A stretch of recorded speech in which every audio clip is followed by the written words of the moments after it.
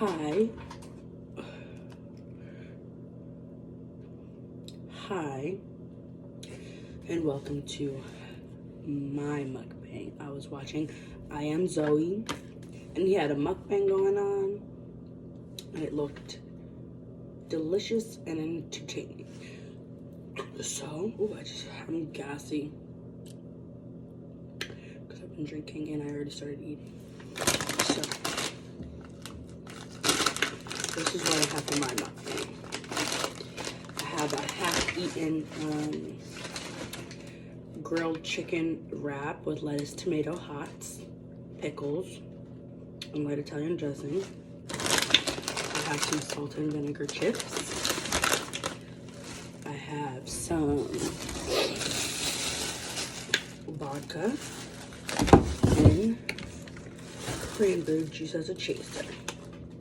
You guys are going to judge me because I'm discussing, because what I like to do is drink my vodka and chase it with the cranberry, and I do it straight from the bottle. We don't waste extra cups if we don't need to, because this is just my house. There's nobody else here but my dog, and she ain't gonna judge me, and if she does, I can't hear it. So my mukbang is about how I'm realizing how I'm better off doing my own thing right now.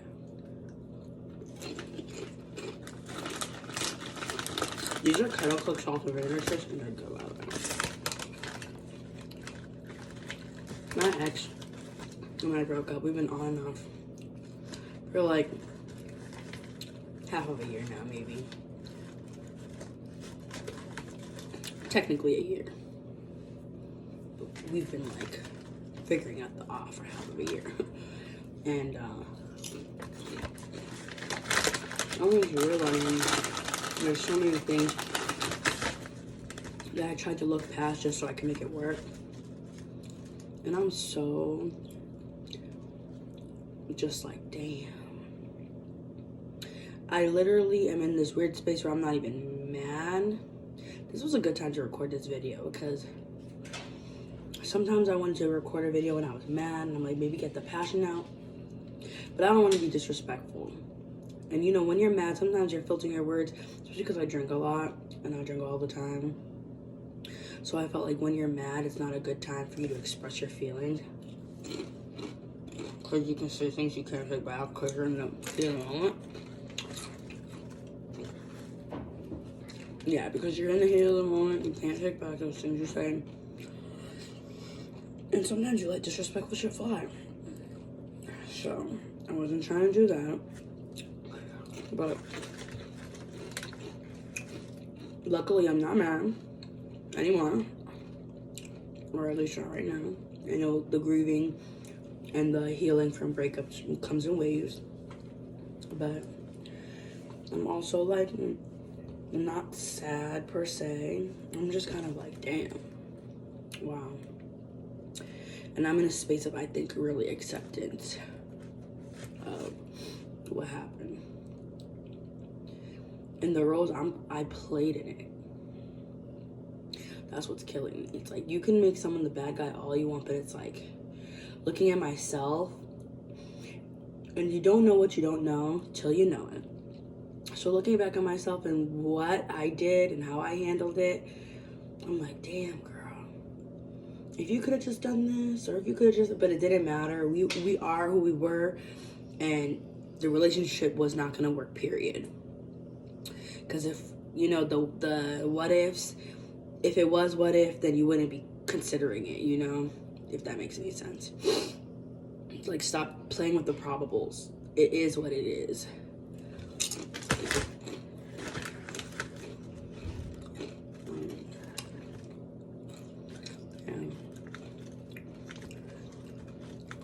So I blocked him. This isn't the first time,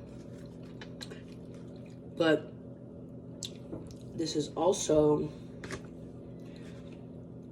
I want to point out that this is one of the first times that I'm doing it knowing that I really am better out probably just not talking to him for a while. By a while, I mean a long time. Even though in the back of my mind, you want to have that hope for that potential, but stop playing with potential. Like, the person is who they are.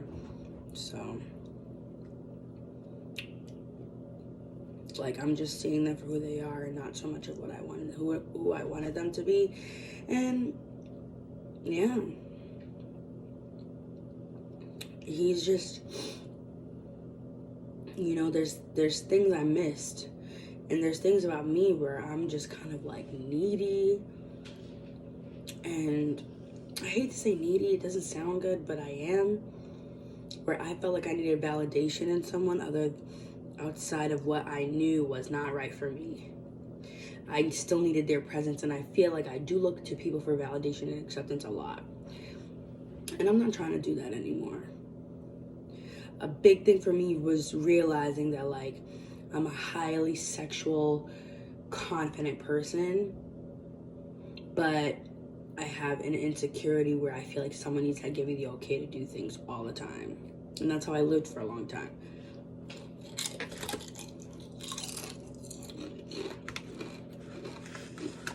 But 100%.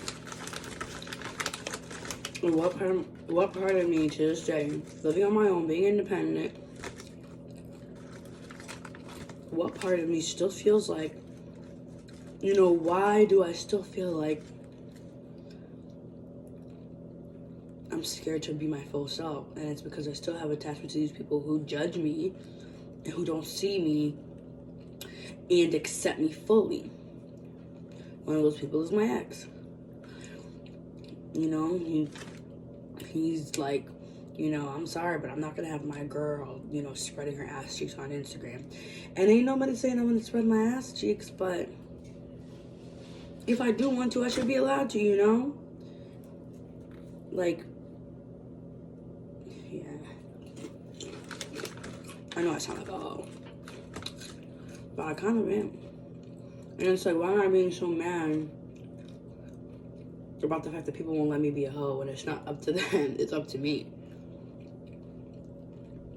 And what am I so afraid of? One is judgment of people.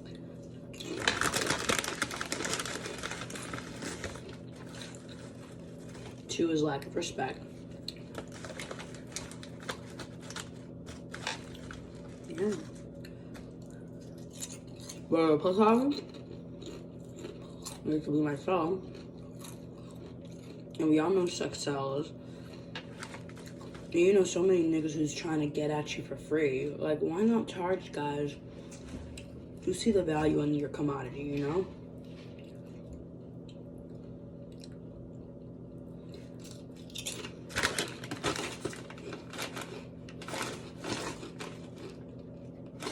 I'm not doing this video for too long, because it's attacking me.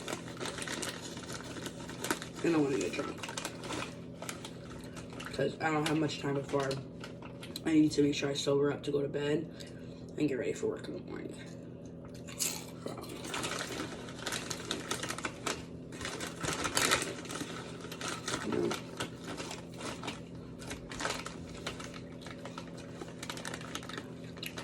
My current challenge is to figure out what I'm gonna be doing.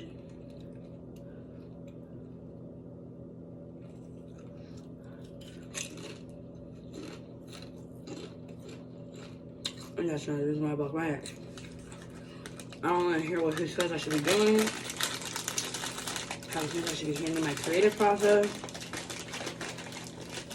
Like, you don't know me better than I do.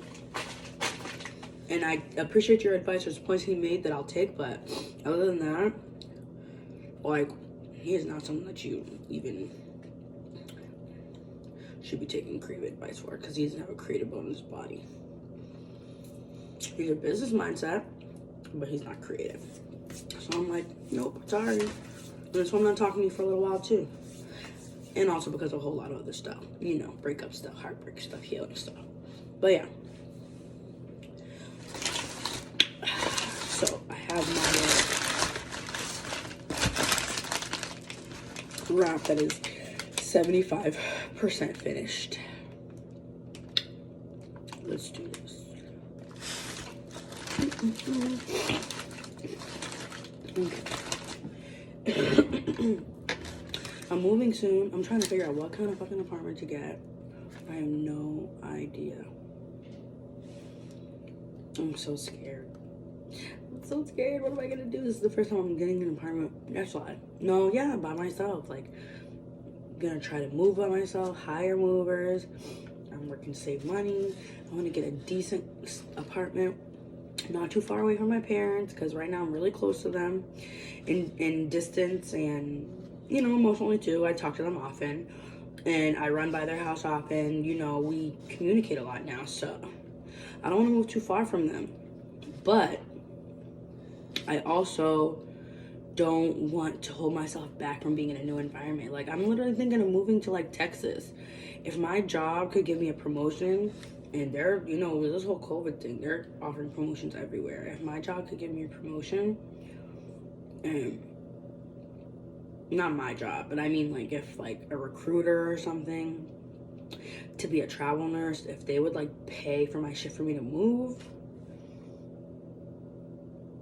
I really think like a big move is definitely what I would need to like get over my ex, or really like start living life without him as a factor in decisions I make, start over, be around a rich culture of just black folk that are like me.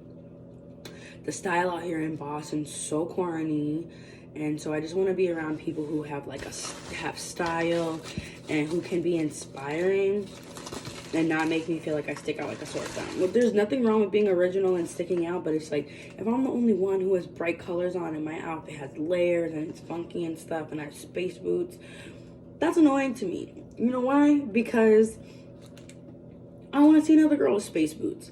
I want to see somebody else rocking a funky outfit. You don't see that in Boston. Everybody's wearing like polos, North Faces, and there ain't nothing wrong with North Faces, but like, there's not much you can accessorize with a North Face, I feel like, in my opinion. And I just like, I just want to be around people who just makes me think like, oh my God, I love that piece. Let me see if I could work that. Like, let me try that. Like, that's a new way of wearing an outfit. And you do not get that in Boston. You really don't. And I'm just trying to find community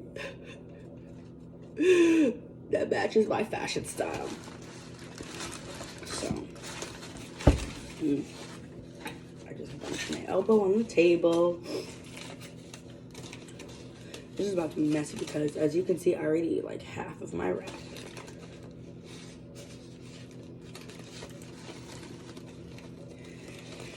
This is gonna look so messy.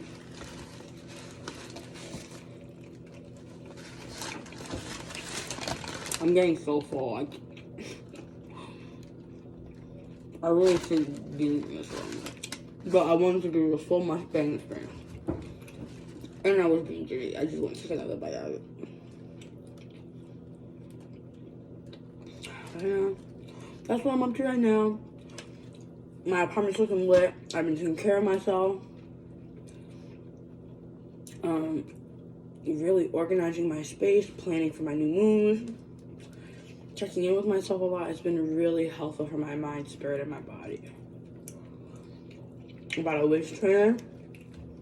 Hoping to see that waist get snatched, because that pregnant belly is not the plug, is not it. It's not given what it was supposed to give. Yeah, I'm just working on my shit. That's all I can do. So yeah.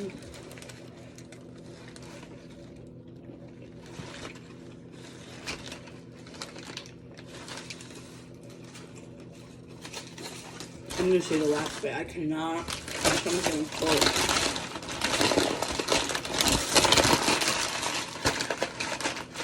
What else is going on other than that, though? Honestly, I don't know. I'm washing my hands real quick. I've been on top of my schedule. Kind of. I've been trying to figure out how to manage my schedule. Whoops. And build one that's good for me. the system I have is working fairly well so far. And yeah.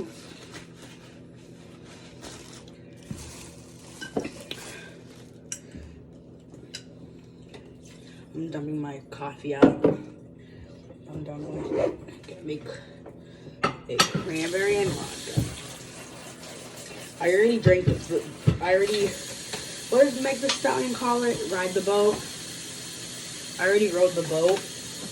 Drive the boat. I already drove the boat twice. And I'm trying to like stop drinking so hard so fast because that's when I get shit-faced. And then my kitchen, I leave my kitchen in a fucking mess.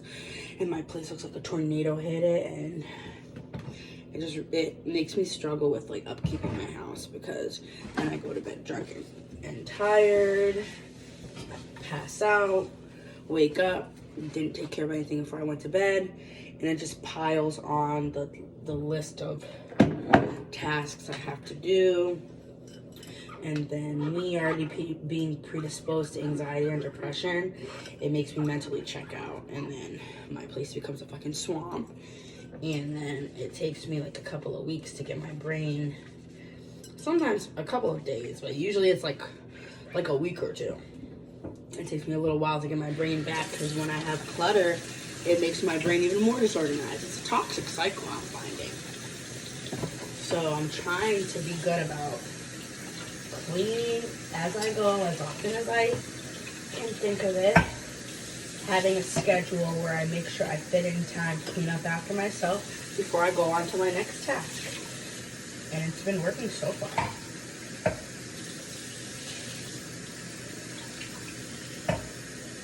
So yeah. Oops.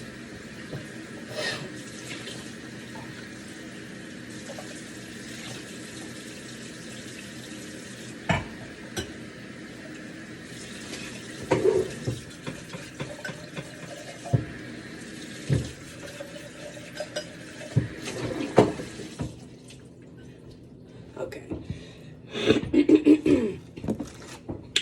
So, the other things we have going on, I can't think of right now. Because I'm kind of over this video already. But this is an intro to what I'm going to do for my mukbangs, at least. So,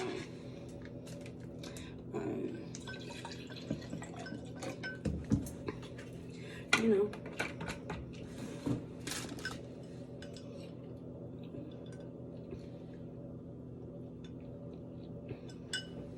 You're gonna see all my weird habits I do when I eat. I'm such a, like, my favorite thing to do is get lit and then just pig out on food.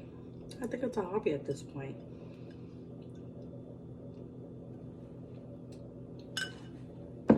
So that's what we're about to do up in here. So, I guess those are just some highlights I can give you. That's it for the mukbang for now. But, yeah, I'm looking forward to maybe doing some more of these. It felt cool. Talking about myself, you know, putting myself out there. I'm trying to get comfortable in front of the camera and everything too, so we'll see how it goes. But yeah, all right.